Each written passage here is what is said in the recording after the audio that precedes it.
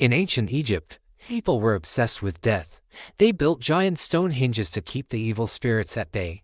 They developed a complex system of beliefs and rituals around the afterlife. And they even mummified their dead so that their bodies wouldn't decay.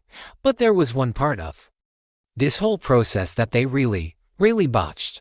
They botched it so badly that in some cases it's impossible to tell whether or not the mummy is male or female. What were they so bad at? Gendering their mummies. The Egyptians would wrap the body of the deceased in bandages, then place the wrapped body inside a coffin. Then, depending on the status of the deceased, they might have placed the coffin in a tomb or just left it out in the open. The problem is that these wrappings were so extensive that they covered up all identifying features, including, the obvious ones like your face and your package. So archaeologists can't always tell if the person they're excavating is a man or a woman. Of course, we do have some clues. Sometimes the mummy was made to look like the deceased person's soul.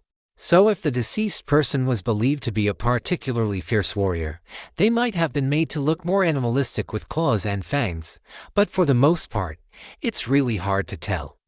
And sometimes the gender reveal is literally in the hieroglyphics. Like take this sarcophagus. It has distinctly feminine hieroglyphics on it, but inside we find no female remains. The human remains that we found were male. There are two possible explanations for this. 1. The ancient Egyptians were really bad at telling the difference between men and women. Or 2. They didn't care, but this evidence suggests that they didn't care. These days, only 5% of mummies have any kind of gender marker on them at all, and those markers aren't always accurate. One study from the 1990s found that only 1/3 of male mummies and 2/3 of female mummies were correctly labeled. That means that 2/3 of female mummies were actually male and 2/3 of male mummies were actually female. And some of the mislabeled male mummies had female DNA. So either ancient Egyptians didn't care what gender you identified as or they just didn't care. They didn't care because in ancient Egypt, your gender didn't matter when you died. In fact, after you died, you could become a god. Ancient Egyptian gods came into varieties: anthropomorphic and non-anthropomorphic. Anthropomorphic gods were gods who looked like humans, like Osiris, who was the god of the afterlife. Non-anthropomorphic gods didn't look like humans, like Anubis, who was also the god of the afterlife. But both kinds of gods could be male or female. You could even be a woman and an animal. Bastet, for instance, was a cat lady.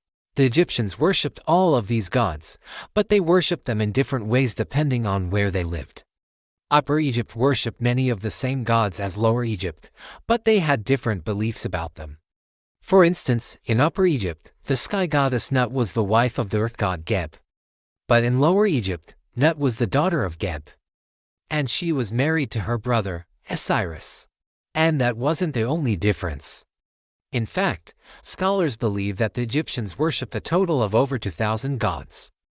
But despite having all these differences, the Egyptians still managed to unite over a lot of their religious beliefs.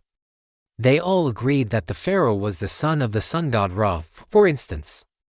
And they all agreed that after you died, you had to pass through the underworld. Now, the way you got through the underworld kind of depended on what region you were in.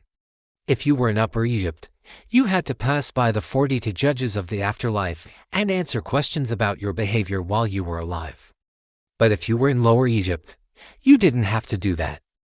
Instead, you just had to convince Anubis to help you. So yeah, maybe they didn't care what gender you were when you were alive, but they did care how you died. If you want to learn more about ancient Egypt, click here. And thanks for watching.